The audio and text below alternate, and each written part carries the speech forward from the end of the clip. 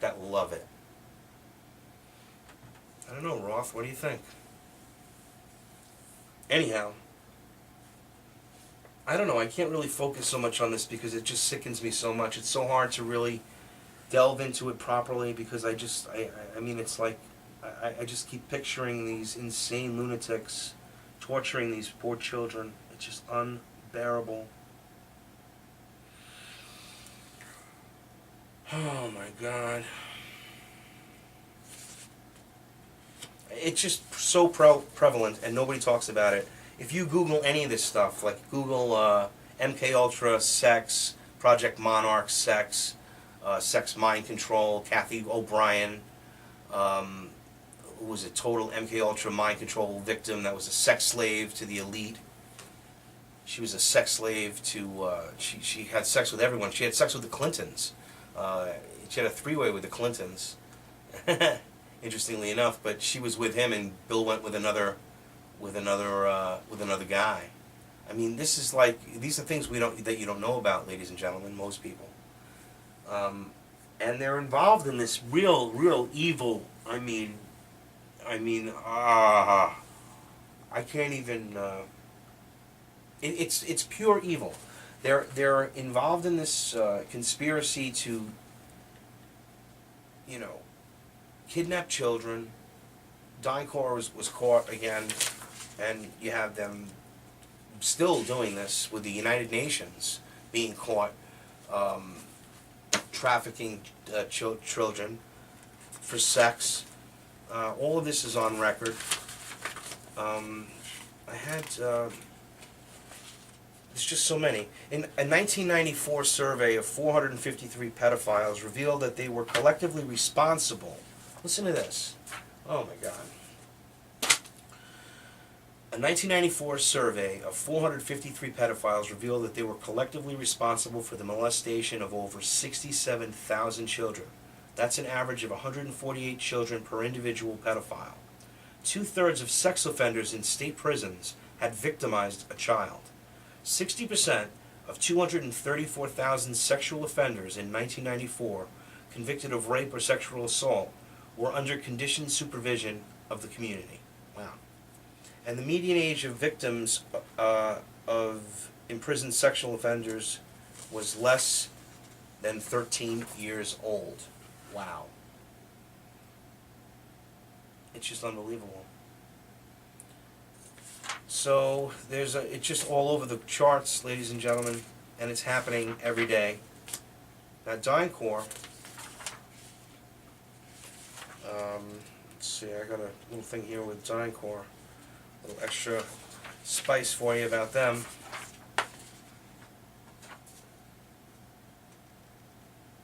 Oh, despite the protests of the FBI, who uncovered the exploitation in Seattle of juvenile prostitution, where the children were these crimes were they were basically under a top secret investigation, national security operation, quote unquote. So the FBI was screaming. The Seattle field office of the FBI, their managers at FBI headquarters refused to mount a criminal investigation or support local prosecution. Okay, so the government is complicit in the evil. You have to understand that. You see, right there. Despite all their protests, okay, all the protests against the FBI and everyone that was screaming at them back then, they refused to prosecute.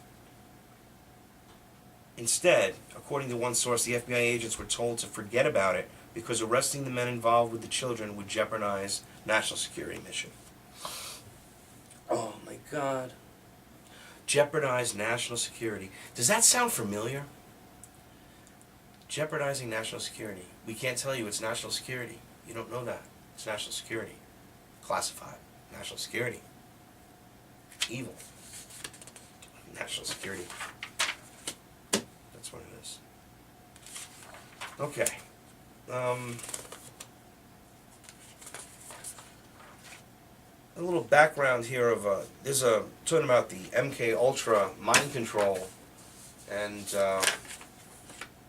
the connection to how they were creating sex slaves, and they were in their mind stuff like the Russians, these sex slaves and these Manchurian candidates, these killers, and they did a good job of it. Actually, Dr. Cameron, Ewan Cameron, did some hideous experiments at the Allen Institute in Montreal, and it was awful what he did to people. Really, just hideous stuff.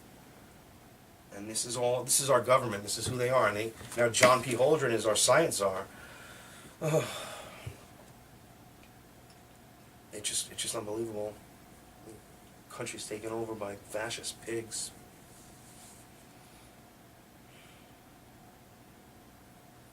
Anyway, Deborah Hunter became an MI6 agent in 1955, and in 1960 she was taken illegally by a satanic sheriff named Massingham and placed behind the invisible curtain of human trafficking. And the Satanists were controlled by the CIA agent named Terry Johnson. The CIA and the sheriff were involved in mind control and pedophile rings, including forced prostitution of children. The CIA was working secretly under Operation Paperclip, which was the rat line that smuggled Nazis over the world, after World War II. Yeah, we know that. Deborah and her twin sister were among the first wave of victims in the U.S. In 1969, a young man referred to as General X volunteered to be her secret agent, and he and Ms. Hunter, each suffered being tortured. Future guitar legend Eric Clapton and Carlos Santana asked to meet with her, leading both men to join her unit to gather evidence about organized crime connected to Hollywood and the music industry. Wow, how interesting is that? Though still underground today, the unit's tactics are used as an espionage training tool by the U.S. The progress they made into busting organized pedophile rings goes unequaled. The term invisible curtain originated in her country to describe the human trafficking in the sex industry. Being a victim of that trafficking, she is the perfect spokeswoman on behalf of the missing and exploited persons. Being involved with saving a multitude of lives, Miss Hunter was to be nominated for the Nobel Peace Prize until the FBI halted that for the sake of cover-up of mass murder by the CIA, the Nazi Party, the secret government. Incredible. Her life story will impact future generations of America, with her gentle soul for risking her life for others and doing so with a touch of tenderness. Wow. Amazing.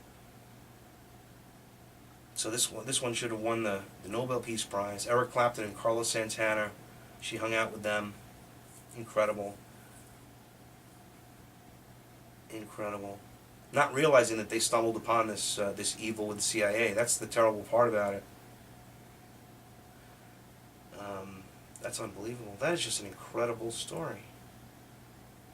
I'm really reading that for the first time. I just printed this because it's part of the satanic aspect of the ritual abuse. I hadn't perused this particular part. Interesting. Wow. So then her debut album, Dressed in Love by Layla Cries, Deborah Hunter of course, went by the stage name Layla Cries. Now she's Layla. Okay, you got it, everybody? She's Layla. Was produced by Mr. Clapton, and Clapton witnessed the mass gravesite of kidnapped persons murdered by the CIA. She made contact with foreign intelligence about the government's involvement in syndicated crime for the first time, and expanded their knowledge not only outside the state, but outside of the nation. She's probably the only credible person recognized in the world of espionage as establishing her own classified intelligence agency. She focused on the United States as her primary target to expose for allowing the CIA spy agency to kidnap our own citizens. Wow. Layla.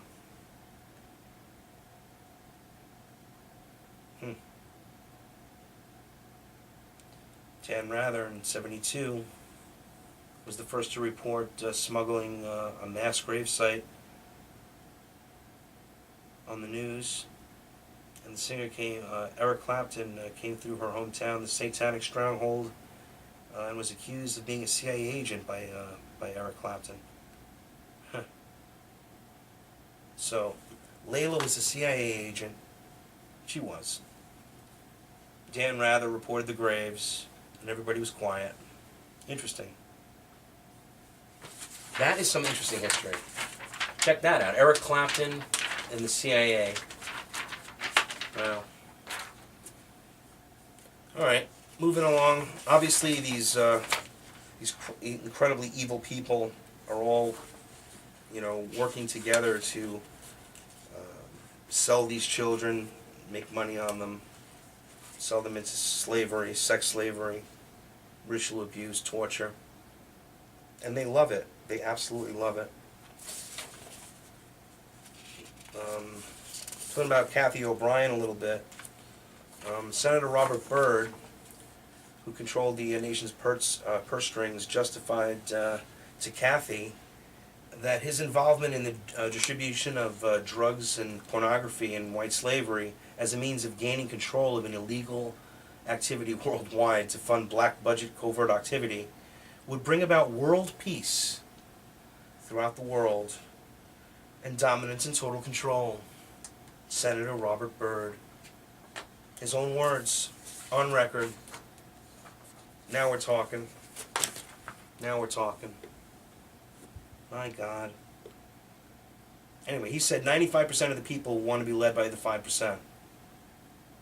Yeah, that's what he believes. What about the 1%? That's causing a big riot right now. The 99% against the 1%. So now the 5% should rule. Well, back then that was true. 5%.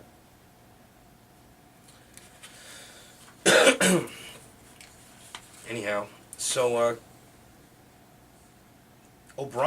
Kathy O'Brien serviced she worked as a sex slave at the Bohemian Grove, and also at the elite's perversion playground on the Russian River. And she was chilling.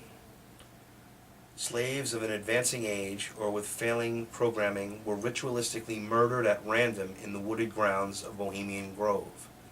There was a room of shackles and tortures, an opium den, ritualistic sex altars, group orgy rooms. I was used as a rag doll in the toy store and as a urinal in the Golden Arches room. Wow, that's sick. All right, so we know that they really are Satanists. They're into this crazy shit. They kill children. They torture you.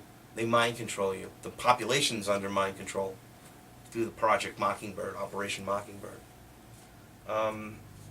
You can find some really good information about this. The CIA mind control in children, testimony to Congress Committee on Radiation, confirms that all of O'Brien's charges and hundreds of children's stories are involved about the ritualistic satanic abuse.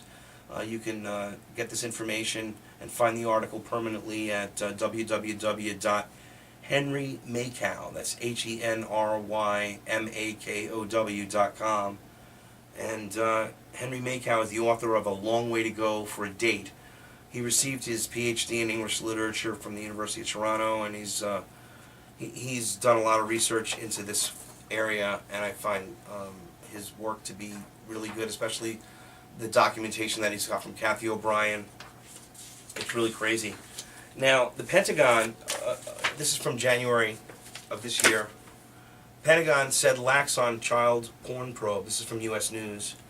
A U.S. senator says the Pentagon should have paid more attention to employees downloading child porn. That's pretty funny.